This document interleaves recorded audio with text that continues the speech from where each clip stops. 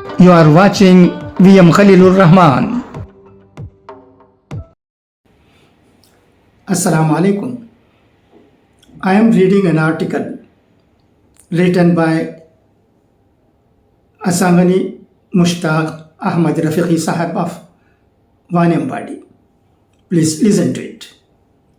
Muslims of Tamil Nadu and 79 years of independence by Asangani, Mushtaque Ahmed Rafiqi Sahib.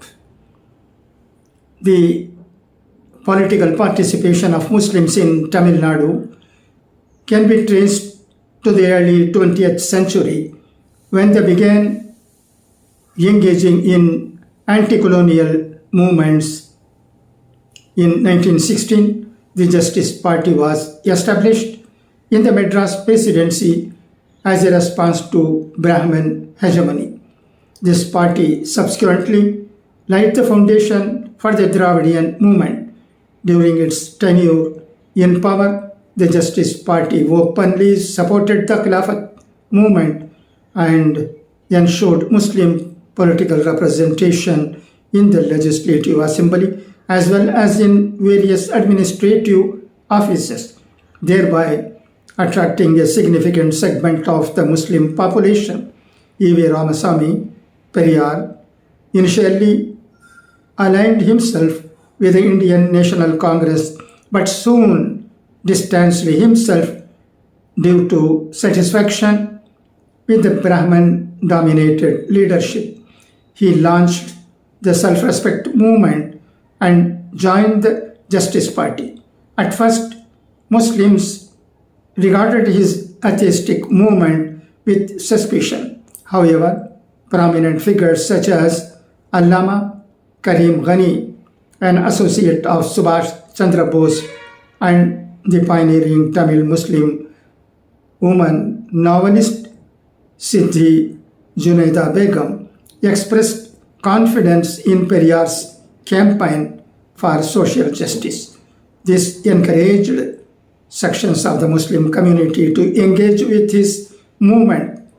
Despite his open atheism, Periyar maintained a sympathetic view of Islam, even declaring in 1947 in Kudiyarasu that Islam provided the most effective antidote to untouchability, an assertion that surprised many of his followers. Several Muslim leaders played notable roles in pre-independence politics with the Madras Presidency. Diwan Khan Bahadur P. Khalifatullah, elected in 1930 as a Muslim League representative, cultivated close relations with Periyar and openly supported the self-respect movement. He was also a vocal critic of attempts to impose Hindi in southern India and participated in Periyar's anti-Hindi protest.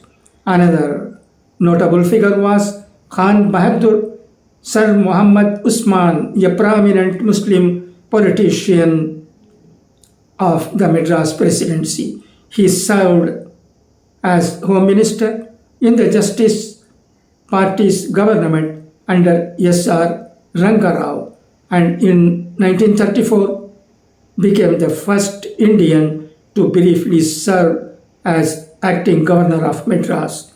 Jamal Muhammad Rautar, president of the Madras Muslim League from 1928 to 1949, was recognized for his close association with Mahatma Gandhi. He played a critical role in addressing Muslim educational backwardness and notably invited Allama Iqbal and Sayyid Sulaiman Nadwi to deliver lectures in Madras, events of lasting historical significance. Besides them, many Muslim politicians were active in the Madras Presidency before independence and played a prominent role in the freedom struggle. Among them was M. Muhammad Ismail, later known as Qaid Millat. He served as a member of the Madras Legislative Assembly 1946 to 1952 and leader of the opposition. After partition, he was instrumental in reorganizing the Muslim League in India. While Congress and the Justice Party dominated the Madras presidency, the Muslim League also played an important role. During partition, when communal rights ravaged the country, many Muslim leaguers in North India abandoned the party and its offices were shut down across the country. In this context, members of the Madras Muslim League convened a meeting at the government banqueting hall to decide their future course of action. It was here that M. Muhammad Ismail, widely known as Qaid-e-Millat, leader of the community, declared that given the precarious situation of Muslims after partition, the party should continue under the name Indian Union Muslim League IUML. Despite heavy pressure to dissolve the party and merge into Congress, he remained steadfast. Thus, unlike the rest of India, the Muslim League managed to survive in the Madras presidency largely due to the support and sympathy extended by the Dravidian movement, which from the beginning stood with Muslim causes.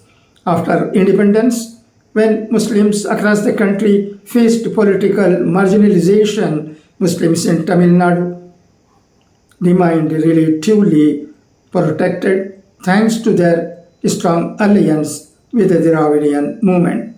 Post-independence, however, the Congress government in Madras withdrew several privileges previously granted to Muslims.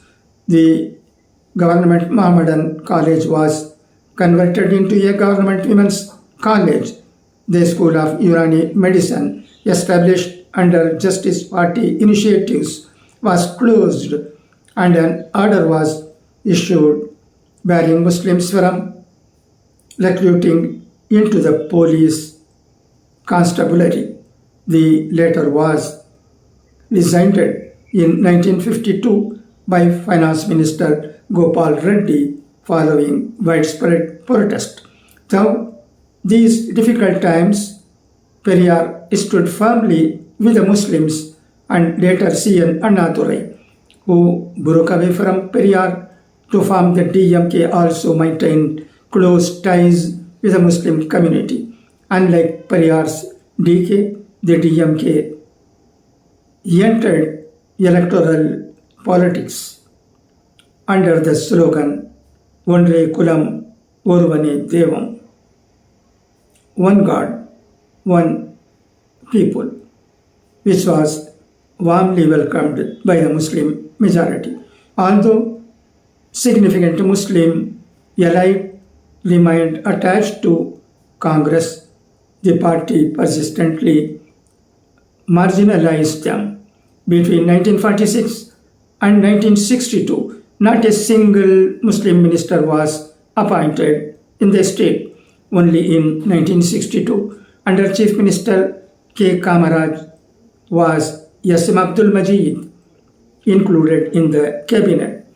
After the Madras presidency was divided into Kerala, Andhra Pradesh, Karnataka, and Tamil Nadu, the Indian Union Muslim League managed to retain its identity only in Kerala and Tamil Nadu, while it emerged as a representative political organization of Muslims.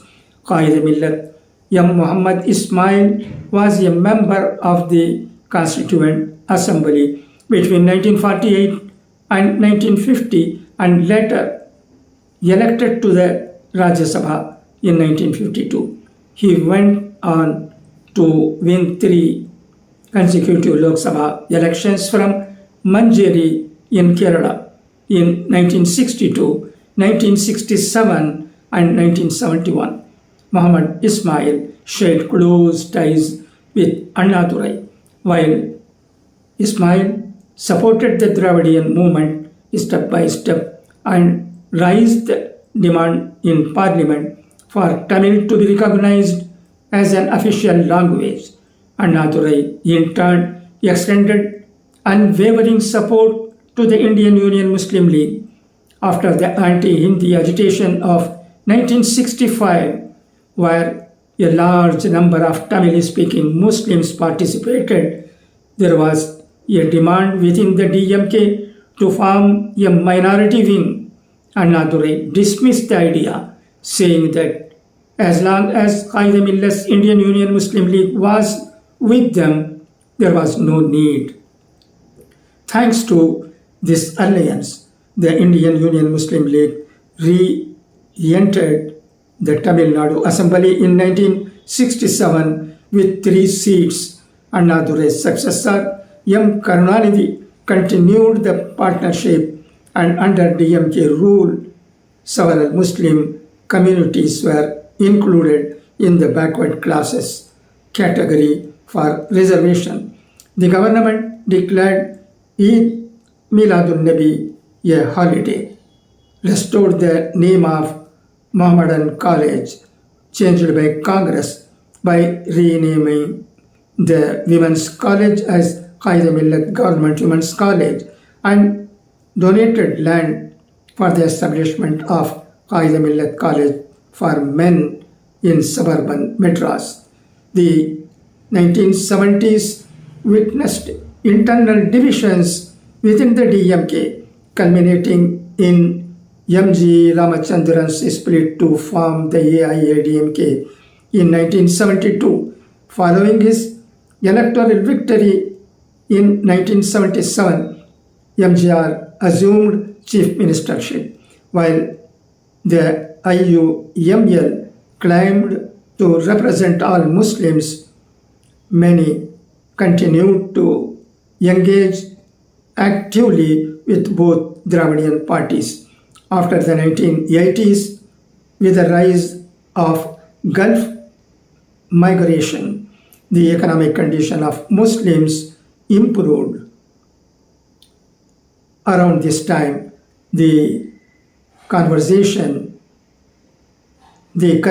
incident in Meenakshi gave communal forces an opportunity to gain ground across India. However, AIADMK under MGR managed to contain the situation at the state level and prevented sectarianism from poisoning the atmosphere. Successive governments, whether AIADMK under MGR or Jayalalitha or DMK under Karunanidhi, always ensured Muslim representation. The Muslim League, by aligning with both Dravidian parties, kept its political voice alive. Importantly, Tamil Nadu Muslims never voted purely on religious grounds. Election after election, they consistently supported the Dravidian parties and kept their distance from Congress and other national parties. After 2000, Muslim politics in Tamil Nadu underwent a shift. The AUML ceased to be the sole representative of Muslims. New organizations emerged claiming to represent Muslims, most notably the Tamil Nadu Tawheed Jamaat, a reformist group, and its political wing, Manidaneya Makkal Katchi, MMK, inspired by Salafi ideology. This group succeeded in establishing a strong presence among Tamil Nadu's Muslims. Today, Muslims constitute about 7% of the population spread across the state, with very few constituencies where they can decisively influence election results. Despite this, several Muslim political parties besides IUML and MMK have sprung up, often splitter groups from the League and Tawheed Jamaat, trying to establish separate identities. It remains an established observation that Tamil Nadu Muslims rarely vote on purely religious lines, while a significant proportion supports the DMK, other aligned with the AIADMK and various regional parties. Growing access to education and media has enhanced political consciousness, fostering a culture of accountability in which Muslims increasingly demand recognition of their rights. In the present climate, when communalism has poisoned the national atmosphere, the BJP is making sustained efforts to expand its influence in Tamil Nadu on religious lines and carve out a separate vote bank. Muslims and their symbols have come under direct attack. In this scenario, the lack of unity among Muslim political parties, their refusal to clearly identify their true adversary, and their tendency to compromise for the sake of one or two seats have caused restlessness among Muslims. Among the Dravidian parties, only the DMK and its allies remain consistent with their principles, still rooted in the ideology of Periyar and Annadurai. In contrast, the AIADMK weakened after Jayalalitha's death and suffering leadership crisis has compromised its ideals in several areas. Should communal forces gain success in Tamil Nadu, the consequences for Muslims are all too obvious. That said, Tamil Nadu Muslims are not fully satisfied with the DMK either. On several issues, the DMK government has sidelined them. Yet, compared to the AIADMK, the DMK's overall performance on Muslim issues has been better, a fact well recognized by all Muslim political groups. 79 years have passed since independence, yet, like Muslims across India, Muslims of Tamil Nadu are still struggling for their basic rights. It is true that compared to other states, Tamil Nadu offers them a more peaceful environment free from daily hatred, and economically they are relatively well off. But state governments have never taken them as serious as they should have. The blame lies not only with political leadership but also with the community itself. Blind trust in leaders, silence when rights are denied, and reluctance to protest or take to the streets even for basic entitlements.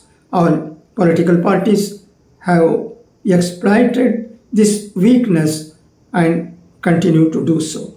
Unless Tamil Nadu Muslims recognize their civic responsibilities, cultivate the courage to assert their rights, and hold leadership accountable, their political emancipation will remain incomplete. Commemorations of independence will otherwise remain symbolic while the community continues to be entrapped with the structures of a manipulative political system. What do you think of this article written by Asangani Mushtaque Ahmed Rafiqi Sahib. He has written a very long article in detail. I thank him for this.